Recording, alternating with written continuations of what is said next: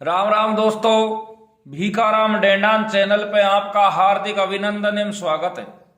तो दोस्तों, आज मैं आपको एक इस प्रकार की वीडियो लेके आया हूं कि एक बार माता पार्वती शंकर भगवान से नाराज होकर के शंकर भगवान को, विष्णु भगवान को, लंकापति रावण को और अपने ही पुत्र कार्तिक स्वामी को एक श्राप दे देती है। तो दोस्तों, आप अच्छी तरह से जानते हैं कि शंकर भगवान और पार्वती चाहे किसी भी रूप में हो, गोरा रूप में हो, पार्वती रूप में हो, सती रूप में हो, चाहे कोई से भी रूप में हो और कोई सा भी युग हो, हमेशा हमेशा शंकर भगवान की अर्धांगिनी बनती है। इसी तरीका से एक बार क्या होता है कि शंकर भगवान और माता पार्वती कैलाश पर बैठे हुए थे। शंकर भगवान एक खेल का निर्माण करते हैं जिसको 64 सार का खेल कहते हैं। 64 सार का खेल सबसे पहले शंकर भगवान ने चलाया, लेकिन प्रत्येक खेल चाहे कैसा भी खेल हो, उसमें 2 व्यक्तियों की जरूरत होती है। तो शंकर भगवान कम से कम 2 व्यक्तियों की जरूरत होती है। तो शंकर भगवान माता पार्वती से कहते हैं कि पार्वती आओ मेरे सार में 64 सार का खेल खेलो मेरे साथ में।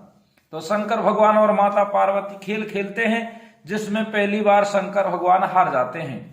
शंकर भगवान हार जाते हैं तो माता पार्वती कहती है कि दोबारा खेल जब खेलेंगे जब कोई शर्त लगाओ। तो दूसरी बार में शर्त लगा देते हैं कि शंकर भगवान कह देते हैं कि मैं कैलाश पर्वत को शर्त में लगाता हूं, मेरे घर वालों को शर्त में लगाता हूं कि इसमें मैं हार गया तो घर वालों को छोड़ दूंगा। माता पार्वती फिर शंकर भगवान से खेल खेलती है तो दूसरी बार भी शंकर भगवान खेल में हार जाते हैं। तीसरी बार शंकर भगवान अपने तन के श्रृंगार, वस्त्र, आभूषण, त्रिशूल, डमरू, नाग, सारी चीजों को शर्त में लगा देते हैं। तो सारी चीजों को भी तीसरी बार शंकर भगवान शर्त में हार जाते हैं। तो शंकर भगवान अपने सारे श्रृंगार को उतार करके कैलाश पर्वत को छोड़ करके और पत्तेन के वस्त्र बना करके कैलाश पर्वत को छोड़ करके गंगा के घाट पहुंच जाते हैं। ये बात जब कार्तिक स्वामी को पता चली कि शंकर भगवान और माता पार्वती में एक खेल हुआ जिसमें पिताजी शर्त हार चुके हैं और अपना सब कुछ छोड़ करके गंगा के घाट पर पहुंच गए, तो शंकर भगवान के पास में कार्तिक स्वामी जाते हैं, अपने पिता से सारी बात पूछ करके और माता पार्वती के पास में पहुंच जाते हैं। कार्तिक स्वामी जब माता के पास में पहुंचे तो पिता की वस्तुएं वापस मांगने लगे। इतनी बात को सुनकर के माता पार्वती कहती है कि खेल में हारी हुई वस्तु खेल में जीतने से ही मिलेंगी। इसके बाद में कार्तिक स्वामी में और माता पार्वती में खेल शुरू हो जाता है 64 साल का। खेल में माता पार्वती हार गई तथा कार्तिक जीत जाता है। तो कार्तिक स्वामी शंकर भगवान का सारा सामान लेकर के वापस चले और गंगा के घाट पे जाकर के पिताजी को सारा सामान अपना दे देते हैं। इस विषय पे पार्वती जी चिंतित हो जाती है, मन में विचार करती है कि सारा सामान भी वापस गया और पति देव भी दूर हो गए, नाराज हो गए, मैं पति से अलग हो गई। तो पार्वती ने अपनी व्यथा अपने पुत्र गणेश को सुनाई। मां की पीड़ा सुन करके गणेश जी इसका समाधान समझ चुके थे और वे स्वयं खेल खेलने के लिए भोलेनाथ के पास में गंगा के घाट पे पहुंच जाते हैं। इधर को भोलेनाथ जी से जाकर के गणेश जी कहते हैं कि मैं आपसे खेल खेलूंगा। तो शंकर भगवान से गणेश जी खेल खेलते हैं और गणेश जी जीत जाते हैं और लौट करके उन्होंने अपनी जीत का समाचार माता पार्वती को सुनाया।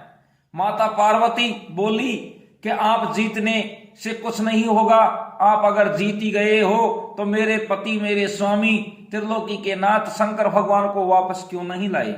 इसके बाद में गणेश जी फिर भोलेनाथ की खोज में निकल पड़ते हैं। तो भोलेनाथ से उनकी भेंट ढूंढते ढूंढते हरिद्वार में जाके होती है, क्योंकि गंगा के घाट को छोड़ करके शंकर भगवान हरिद्वार पहुंच चुके थे। उस समय भोलेनाथ भगवान विष्णु और कार्तिक स्वामी के साथ में भ्रमण कर रहे थे। पार्वती से नाराज भोलेनाथ ने लौटने से मना कर दिया। भोलेनाथ के भक्त रावण ने गणेश जी के वाहन मूषक को बिल्ली का रूप धारण करके डरा दिया। क्या होता है कि गणेश जी जाकर के हरिद्वार में शंकर भगवान से कहते हैं कि आपको माता पार्वती बुला रही है। उसी टाइम पे जो गणेश जी का वाहन मूषक था, उसको शिव जी के भक्त रावण ने एक बिल्ली का रूप धर के और मूषक को डरा दिया और मूषक भाग जाते हैं। इधर को भगवान विष्णु ने भोलेनाथ की इच्छा से पासे का रूप धारण कर लिया और गणेश जी ने माता से उदास होने की बात भोलेनाथ को सुनाई। इस पर भोलेनाथ बोले कि हमने नया पासा बनवाया है, अगर तुम्हारी माता अपने खेल खेलने के लिए सहमत है तो मैं वापस चल सकता हूं। तो गणेश जी के आश्वासन पर गणेश जी आश्वासन दे देते हैं पिताजी को कि पिताजी, माता को मैं कैसे भी मनाऊंगा, लेकिन आपसे वो 64 साल का अवश्य खेल खेलेंगी। तो भोलेनाथ माता पार्वती के पास में पहुंच गए और खेल खेलने लग गए। तो दोस्तों, ये खेल में एक रहस्य है कि शंकर भगवान ने गणेश जी से कहा था कि मैंने नए फांसे बनवाए हैं खेलने के लिए। वो फांसे किसके थे? विष्णु भगवान ने फांसों का रूप धारण कर लिया था। इस प्रकार माता पार्वती से उनने पूछा और सब उनके पास खेलने और हारने के लिए वापस कैलाश पहुंच गए। तो माता पार्वती की ये बात सुनकर भोलेनाथ चुप हो गए।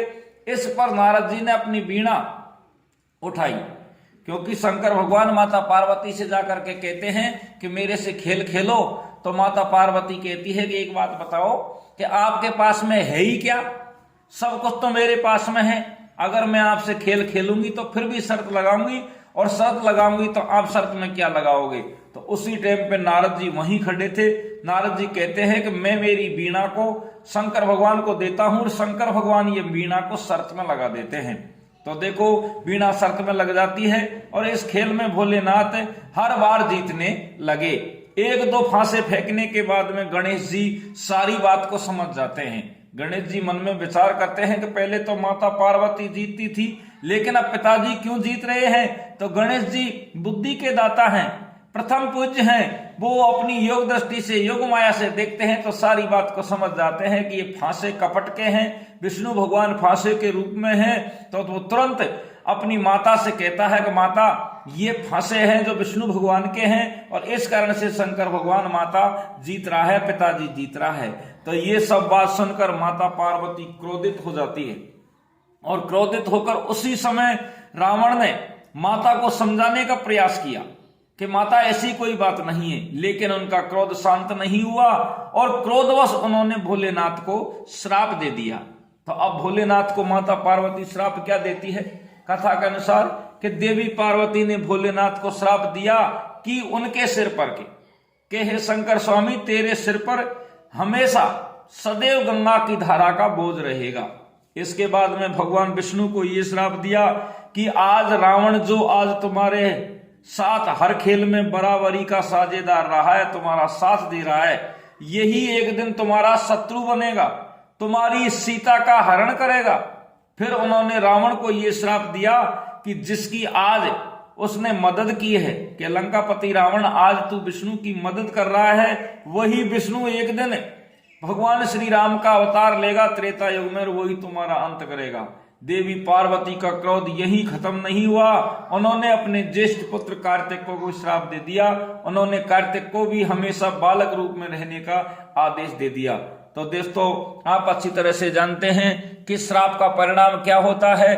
त्रेता युग आता है और त्रेता युग आकर के भगवान श्री राम 7वें अवतार में दशरथ के यहाँ श्री राम का अवतार लेते हैं और इधर को लंकापति रावण माता सीता का हरण कर लेते हैं। और लंकापति रावण हरण करते हैं तो भगवान श्री राम खोज ना करके और माता सीता को लेने के लिए सेना सजा करके लंका में जाते हैं और वही जो परम मित्र था लंकापति रावण विष्णु का, उसको अपने हाथों से वध कर देते हैं। और इधर को कार्तिक स्वामी है जो हमेशा बालक रूप में ही है और शंकर भगवान के सिर पे हमेशा गंगा विराजमान है। ये माता पार्वती का श्राप था जो आज तक सत्य हो रहा है। राम राम दोस्तों, जय हिंद, जय भारत।